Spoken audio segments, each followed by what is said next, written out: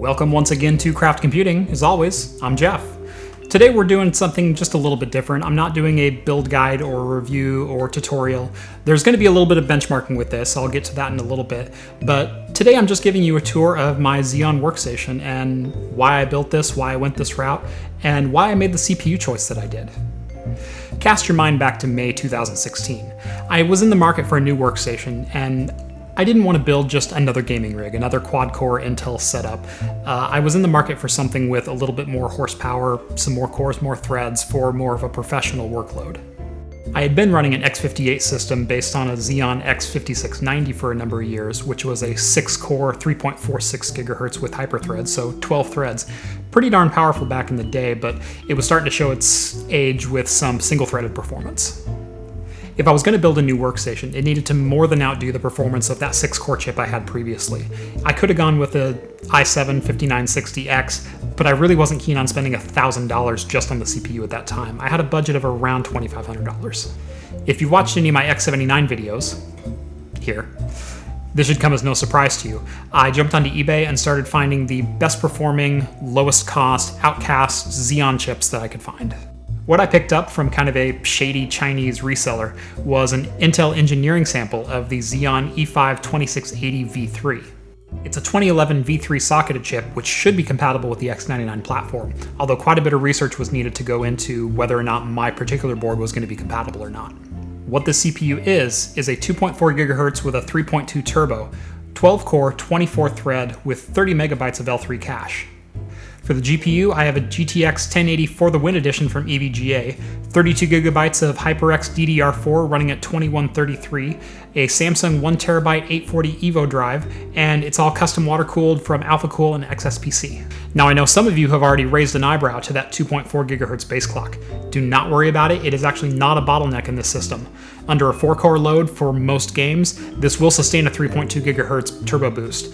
Under an 8-core load, this will drop down to 3 GHz, and under a full 12-core load, this will hold 2.7 GHz solid at only 45 degrees Celsius. And keep in mind, I didn't build this primarily for gaming. I built this for productivity, professional work, that kind of thing. I threw the 1080 in there simply so it would have adequate gaming chops for gaming at 1440 and potentially 4K if I decide to upgrade my monitor in the future. Is the 7700K faster in gaming? Absolutely, there's really nothing faster than that right now. That's not what I built this for. The benchmarks are going to surprise you on this system given how low those core clocks are though. Don't believe me? Let's have a look.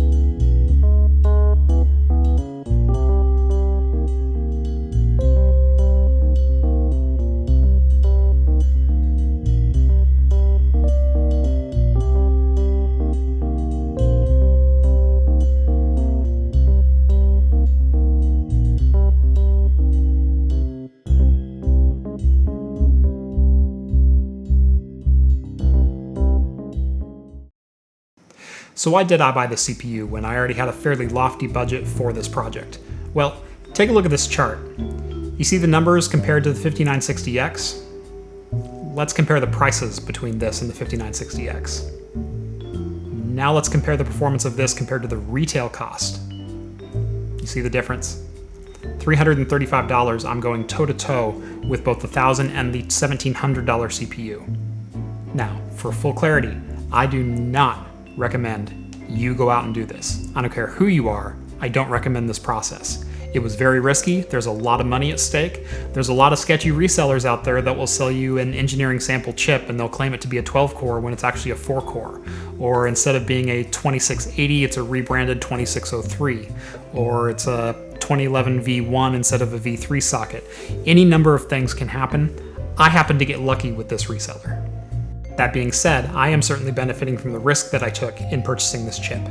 Now, if your workload is strictly single-threaded and relies really on single-core performance, this is not the chip for you. That 2.4 to 3.2 turbo, that is going to be a limiting factor.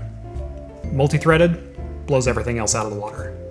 So if you guys ever source sketchy parts and put a system like this together, let me know in the comments down below, and make sure to hit that like button on the way there. Make sure to subscribe. Hit me up on Twitter @CraftComputing. I notify of every video that I post, and I'm thinking about doing some QA videos in the near future, so ask me any questions that you have on there. And finally, summer is officially over in the state of Oregon. I like the cold more than I like the heat. Last Monday it was 92 degrees. Today it was 58 and raining. Yes. So, I'm gonna enjoy my nice fall porter here, and I'll catch you in the next one.